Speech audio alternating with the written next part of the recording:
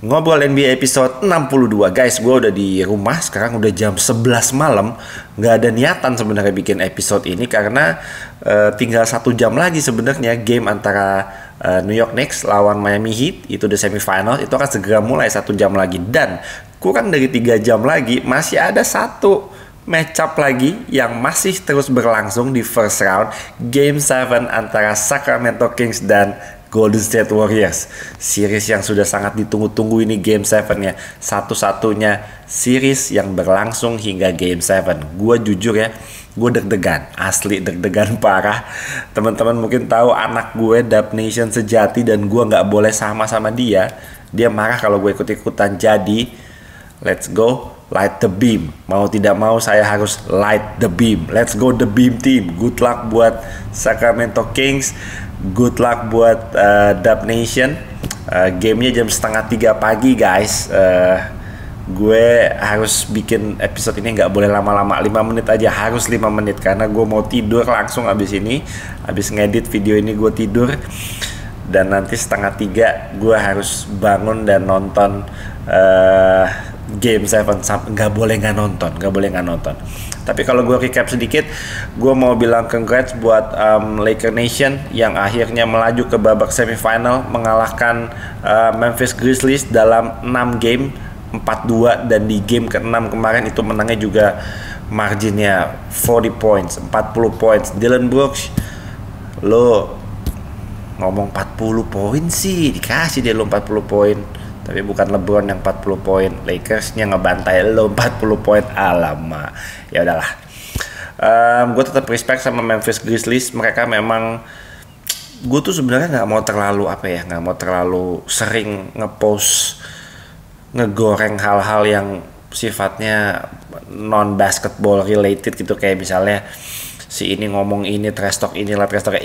It's part of the game, tapi gue nggak mau terlalu ngeblow up hal-hal seperti itu. Jadi kalau memang Memphis Grizzlies mau membranding image tim mereka dan pemain-pemain mereka seperti itu, gue sih don't mind. Justru gue malah senang ada tim-tim yang seperti Memphis Grizzlies yang bisa memberikan bumbu-bumbu dan sangat disayangkan memang nggak ada Steven Adams, Brandon Clark. Kemarin gue udah mention di Instagram, susah bro. Frontcourt mereka sangat-sangat tipis, cuma ngarepin dari Xavier Tillman, Jaren Jackson Jr. Udah nggak ada lagi. Mau mainin siapa lagi? Susah lawan big man kayak AD. Lawan AD aja udah susah, nggak usah sebutin big man lain lah. Lawan AD aja udah susah banget. Jadi it's a bad matchup buat Memphis tanpa big man mereka yang pada cedera semua. So good luck buat Memphis musim depan, dan congrats buat Lakers, buat Laker Nation. Congrats, menunggu nih pemenang antara Golden State Warriors dan Sacramento Kings. Tadi juga hari ini Phoenix Suns sama Denver Nuggets sudah main. Gue nggak mau membahas terlalu banyak. Mereka Phoenix Suns kelihatan semua dari segala macam statistik mereka di bawahnya Denver Nuggets, mulai dari rebounds dan lain-lain hal-hal yang menurut gue menjadi elemen-elemen penting untuk memenangkan satu pertandingan. Dan satu catatan yang mau gue kasih buat Phoenix ya, mereka kemarin di first round ngalahin Clippers aja yang bermain tanpa Paul George dan tanpa Kawhi, cuma Westbrook dan Norman Powell lah bisa dibilang ya. Cuma mereka aja itu, mereka harus berusaha benar-benar keras banget untuk bisa ngalahin Clippers. Terlepas dari Clippers punya pelatih yang menurut gue salah satu pelatih terbaik di NBA, terlepas dari itu, tapi Phoenix aja sampai harus kewalahan ngelawan tim yang tanpa Paul George dan tanpa Kawhi. Itu memberikan gue tanda tanya besar ya sama Phoenix Suns. Dan tadi di game pertama mereka lawan Denver Nuggets itu kelihatan sekali. Oke, gue nggak perlu bicara banyak tentang Jamal Murray. Ada yang bilang bubble Murray, ada yang bilang healthy Murray. I've been a big fan. Gue ngefans sekali sama Jamal Murray dari sejak dia di draft. Gue udah yakin ketika dia di draft sama Denver Nuggets. Ketika waktu dulu dia di draft itu, point guardnya Denver Nuggets itu masih siapa ya? Emmanuel Mudiay kalau nggak salah. Banyak yang bilang Emmanuel Mudiay itu adalah point guard masa depannya Denver Nuggets, bla bla bla, karena memang urutan draftnya Emmanuel Mudiay lebih tinggi, kalau nggak salah di urutan ke berapa, 7 atau 8 gue lupa ya. Tapi begitu gue lihat Jamal Murray ini masih main ya, dia masih dari bangku cadangan ya. Gue begitu lihat dia main, wah ini satu saat ini nih, udah deh nggak butuh demo dia, ini nih jawaban dari point guard Denver Nuggets masa depan. Dan gue seneng banget ngelihat progresnya dia sampai dengan di titik ini sekarang. Dia kemarin injury-nya lumayan parah dan akhirnya bisa ngelihat dia perform lagi kayak begini. Wah, seneng banget gue asli. Jokic, kita tahu apa yang bakal kita dapat, kita lihat dari Jokic di lapangan. MPJ mainnya bagus, Aaron Gordon mainnya bagus, KCP mainnya bagus, Bruce Brown mainnya bagus. Jadi banyak sekali nih amunisinya Denver Nuggets untuk bisa ngalahin Phoenix Suns sebenarnya. Dan tadi gue ngomong ya, gue punya satu catatan buat Phoenix Suns. Mau sampai kapan ngandelin KD sama Booker mulu? Mau sampai kapan, bro? Mereka berdua mau skor 70 poin berdua tuh. Yang lain, kalau yang lainnya nggak ngapa-ngapain, itu juga sama aja bohong menurut gue. Gue berharap si pemain-pemain kayak CP3 dan DeAndre Ayton please jangan terlalu soft lah. Come on man. Sering banget gue ngeliat DeAndre Ayton gak cuma di playoff ini ya, playoff sebelumnya juga. Kenapa sih mainnya kadang ngotot, kadang soft. Yang ngotot terus lah setiap game. Jangan ada yang terlalu kayak yang lemes gitu. Aduh. Ya mudah-mudahan lah nanti di game-game berikutnya of course gue memfavoritkan Phoenix Suns dari sejak sebelum playoff mulai. Hanya berdasarkan starting five mereka ya, yang menurut gue KD sama Booker, gue mikir yang gila, ini dua pemain punya offense yang menurut gue benar-benar mematikan dari luar, dari mid range, dari dalam, mau kemana aja mereka bisa enak gitu ya, apalagi punya point guard kayak si CP3. Tapi makin kesini gue lihat, waduh, lawan Clippers saja udah susah payah bro mau menang. Ini lawan Denver yang benar-benar timnya juga deep, punya variasi serangan yang lebih variatif daripada Phoenix Suns. Phoenix Suns masih terlalu bingung mau ngapain menurut gue. Mereka masih berusaha mencari tahu harus ngapain di lapangan gitu ya. Apakah ini giliran KD sekarang? Oke, KD udah ya. Oke, sekarang giliran Booker ya. Nanti ganti-gantian. Kalau gue ngeliat Denver main tuh, mereka kayak udah tahu harus ngapain, dan setiap kali mereka lagi nyerang, mereka berusaha untuk mengikut sertakan tuh semua pemain-pemain yang ada di lapangan dalam skema offense mereka. Jadi semua di-involve, otomatis ball movement-nya lebih unpredictable, dan itu yang benar-benar bikin mereka bisa menang di game 1 tadi menurut gue. Oke. Warriors Kings, gue mau bikin episode ini perasaan 5 menit ya. Sekarang udah berapa menit, gue nggak bisa kasih gambar apapun kayaknya di episode ini. Ngeditnya sampai jam 1, nanti udah baru mulai nanti Warriors Kings-nya. Oke. Warriors Kings, gue kemarin di game ke-6 ya, game ke-6.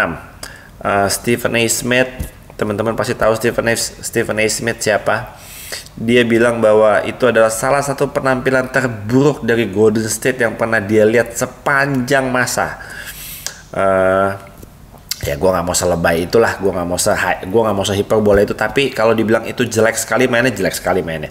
Ketika satu tim maupun tim yang benar-benar lu bela gitu ya, lu support die hard, lu ngefans banget, setiap kali tim itu mainnya jelek, lu harus akui bahwa memang mereka mainnya jelek.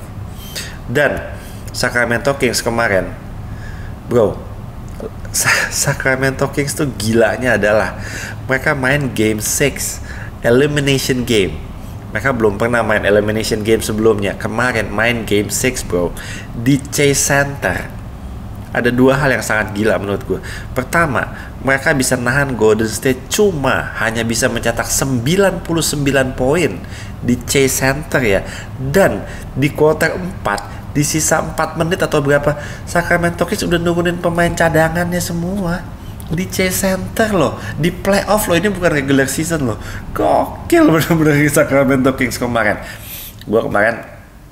Anak gue nanya, aduh gimana nih Golden State, kan ketinggalan terus. Gue bilang sama anak gue gini, Golden State itu hanya butuh ngejar sampai ketinggalannya hanya 5 atau 3 atau 5 angka. Ketika mereka sudah bisa ngejar sampai sisa 3 atau 5 angka, gue yakin 100% Golden State menang. Yakin gue bilang sama anak gue, Ini kan sekarang masih ketinggalannya 10 ya. 10-12.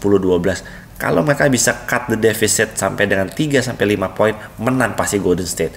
Apa yang dilakukan sama Sacramento Kings? Mereka leading 12, 10. Dipotong lagi sama Golden State sampai 8, sampai terakhir 5 apa 6 apa berapa gitu.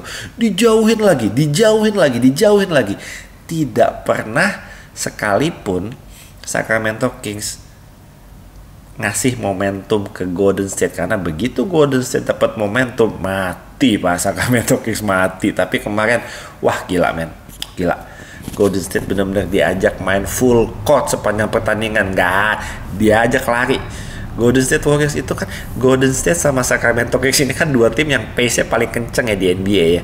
Kalau lu mau ngalahin salah satunya, lu mesti lari lebih kenceng daripada yang lainnya. Udah pokoknya itu aja, udah diajak lari sepanjang pertandingan. Gue nggak tahu apakah ini berpengaruh atau enggak, tapi aku kasih tembakannya Golden State kemarin di game ke-6 itu hanya 37%. 37%. Sacramento Kings juga nggak bagus sebenarnya, hanya 40% sebenarnya. Tapi apakah mungkin diajak lari terus, dibikin suruh defense dan lain-lain, lari terus, transition defense, mungkin itu juga bikin akurasi tembakan pemain-pemainnya Golden State jadi lebih menurun, karena mereka juga udah capek diajak lari terus. Bro, panjang nih episode jadinya, ampun deh. Gue sebutin beberapa nama ya yang gue sangat-sangat appreciate dari Sacramento Kings. Mulai dari Mike Brown ya. Mike Brown melakukan adjustment yang sangat-sangat krusial dan sangat-sangat brilian menurut gue, karena mereka ingin memainkan lebih banyak small line-up-nya mereka. Jadi mereka lebih banyak memainkan Trey Lyles. Itu bekerja dan bisa berjalan dengan sangat-sangat baik menurut gue. Karena gue udah mention nama Trey Lyles, of course gue akan memberikan juga apresiasi buat Trey Lyles, karena Trey Lyles kemarin impactnya bagus sekali, sebagai small ball line-up-nya. Trey Lyles sangat-sangat bisa mengisi posisi itu. Oke, Trey Lyles udah, De'Aaron Fox kita tahu betapa jagonya dia sepanjang series ini, nggak usah kemarin, sepanjang series ini jago sekali. Keegan Murray itu gue sangat salut, karena dia seorang rookie, tapi dia bisa menghandle pressure sebesar itu kemarin di game ke-6, dan dia bisa benar-benar berkontribusi dengan sangat-sangat baik untuk Sacramento Kings. Kalau nggak salah dia double-double, 15 poin, 12 rebound kalau nggak salah. Gue lagi nggak pegang apapun nih sama gue, jadi gue nggak pegang statistiknya. Kalau nggak salah 15 poin, 12 rebound. Dan yang gue lebih amazed lagi, dia main kemarin dipasang sama Mike Brown 45 menit bro. 45 menit dia main. Biasanya dia main hanya sekitar 30-an menit, 34 menit lah. Kemarin 45 menit. Gila bener. Ketika dia udah nggak menemukan ritme lagi, nembaknya udah mulai nggak masuk, dia melakukan hal-hal lain, nggak cuma nembak terus. Dia rebound, dia hustle, dia box out dan lain-lain. Wah, salut sama Keegan Murray. Oke, Trey Lyles udah, De'Aaron Fox udah, Keegan Murray udah. Of course, kemarin kita berharap terjadinya Game 6 Clay, tapi apa yang terjadi? Game 6 Malik Monk bro. Kemarin gue nggak pegang statistik, gue lupa poinnya berapa, 28 mungkin ya, 28 poin mungkin kalau gue nggak salah. Gokil. Setiap kali Malik Monk mainnya bagus, bisa berkontribusi off the bench kayak kemarin, Sacramento Kings menang bro. Dari game 1 sampai game ke-6 kemarin, kalau dilihat ya, setiap kali Malik Monk mainnya bagus, Sacramento Kings menang. Di game ketiga dia mainnya jelek, Sacramento Kings kalah. Di game keempat dia lumayan sebenarnya, sekitar 14 poin ya kalau nggak salah.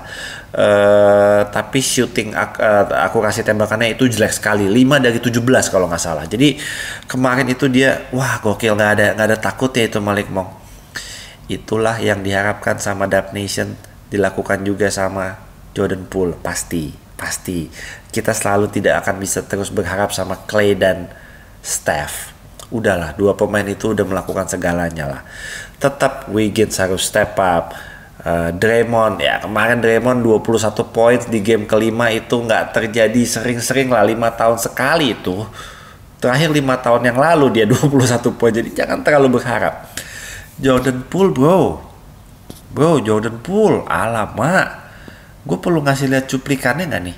yang dia nyuekin ngebuang tangannya Draymond Green terus dimarahin sama Steph Curry. Ini gue kasih videonya nih ya, teman-teman lihat ya.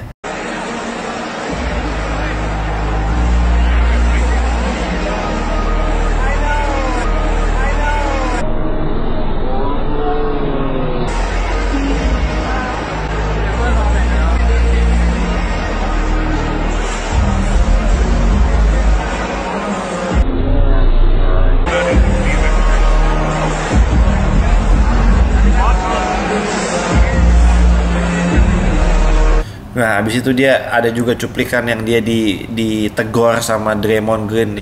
That Mitchell usually gets. Draymond Green. Hey, come on, Poole. Ya mungkin Draymond juga kesel lah kemarin. Semua kesel, nggak usah Draymond.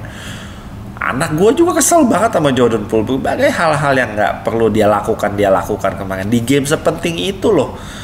Wah, gue nggak tahu deh apa yang bakal dia lakukan. Versi Jordan Poole yang seperti apa yang bakal kita lihat nanti di game 7. Oke, mungkin ini jadi kepanjangan episodenya. Anyway, untuk game 7 gue justru melihat ya, gue lebih ingin melihat bagaimana Golden State bisa merespon dari permainan jelek mereka di game ke-6 kemarin. Mereka harus merespon, mau nggak mau, karena bener-bener Golden State kemarin dari sejak awal itu ibaratnya lu main tinju ya, ditonjokin mulu sama Sacramento Kings. Sacramento kemarin game 6 main mereka benar-benar udah siap fight itu, siap berantem berdarah-darah, siap. Golden State Warriors itu terlalu relax, seolah-olah mereka lagi leading 3-1. Terlalu relax menurut gue kemarin di game ke-6. Dari awal benar-benar ditonjokin. Tapi mungkin pemain-pemain yang Golden State mikir kan, udahlah, ntar mereka juga capek sendiri, ntar kita tonjok balik. Gak dikasih tonjok balik, ditonjokin terus sampai dengan selesai. Gokil. Jadi gue pengen melihat respon dari pemain-pemain Golden State ini di game 7. Dan mungkin yang akan kita lihat bukan hanya seorang Steph Curry dan seorang Klay Thompson ya, tapi yang akan kita lihat adalah versi GOAT dari Steph Curry, versi veteran dari seorang Klay Thompson, dari seorang Draymond, dari seorang Looney, dari seorang Wiggins. Justru itulah versi yang paling mengerikan dari Golden State Warriors. Kalau mereka sudah benar-benar ke pojok nih, udah benar-benar terpojok gitu ya, mereka bakal jadi lebih bahaya gitu menurut gue. Jadi mudah-mudahan kita melihat versi baiknya Warriors lah di game 7 nanti. Untuk Sacramento Kings gue rasa pressure-nya tinggi sekali buat mereka. Malik Monk belum pernah ada di game 7, Domas, De'Aaron Fox, semua bisa berbeda di game 7. Lu mau sejago apapun, nanti kalau di game 7 bisa aja tiba-tiba shoot lu nggak ada yang masuk satupun, karena bener-bener pressure-nya ini tingginya luar biasa. Ini bukan cuma masalah skill, ini masalah mental. Lu bener-bener diuji nanti di game 7. Even layup yang sesimpel open layup bisa aja jadi nggak masuk karena lu bener-bener grogi gitu ya, gemeteran gitu. Jadi kita lihat lah nanti bagaimana Sacramento Kings bisa menghandle pressure mereka, walaupun bermainnya di Golden One Center di kandang mereka, tapi pressure-nya gue yakin akan lebih berat ke Sacramento Kings. Tadi terakhir sebelum gue recording, gue sempat lihat bursa taruhan di Las Vegas sampai dengan tadi itu masih memfavoritkan Sacramento Kings, tapi fur-furannya sangat-sangat tipis, 1,5, 1,5 bro. Ini bandar-bandar juga lagi bingung nih, yakin gak yakin nih sebenarnya sama Sacramento Kings nih bakal bisa menghandle pressure dan mentalnya siap atau nggak. Kalau skill kita nggak usah takut, mereka bisa beradu sama Golden State Warriors. Oke. Sekarang jam 11:30 bro, setengah jam lagi Knicks lawan Heat akan mulai, dan 3 jam lagi Warriors lawan Sacramento Kings. Gue pokoknya gimana pun caranya, gue mudah-mudahan gue bangun, gue nyalain alarm abis ini langsung. Good luck ya buat Dub Nation, buat fans-fansnya Sacramento Kings. Gila men, respect buat kedua tim ini. Siapapun yang terbaik nanti, siapapun yang lebih siap mental, fisik, stamina, dan akurasi yang pastinya shot making, defense-nya juga. Siapapun yang lebih siap dan lebih bagus nanti di lapangan, itulah dia yang bakal jadi pemenang. Jadi good luck buat kedua tim, Golden State Warriors, Sacramento Kings. Sampai jumpa 3 jam lagi, dan tentunya akan kita bahas nanti apapun hasilnya, siapapun yang menang akan kita bahas nanti di episode Ngobrol NBA selanjutnya. Oke guys, thank you guys for watching. I'll see you on the next episode. I'm out.